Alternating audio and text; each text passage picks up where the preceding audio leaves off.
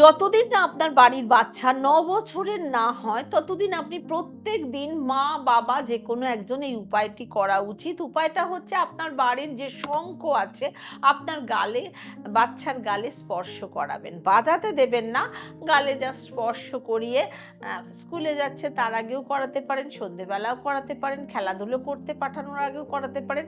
এই উপায়টা প্রত্যেক দিন নিয়মিত যদি শঙ্খ আপনি বাচ্চার গালে ঠেকান, শঙ্খ হচ্ছে জ্ঞান বর্ধক। যদি প্রত্যেক দিন আপনার বাড়ির বাচ্চার গালের সাথে শঙ্খটা জাস্ট স্পর্শ করান বা যখন শাঁখ বাজাচ্ছেন তারপরেও করতে পারেন, তাহলে আপনার বাচ্চা জীবনে কখনো একবার পড়ানো কোনো বিষয় ভুলবে না। সে বাচ্চা যাই পড়বে আস্তে আস্তে দেখবেন তার মনে রাখার ক্ষমতা বাড়বে।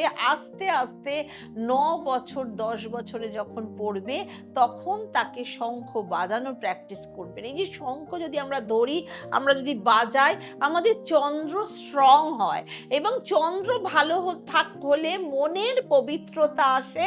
সে চুপচাপ বসে একাগ্র চিত্তে পড়াশোনা করতে পারে।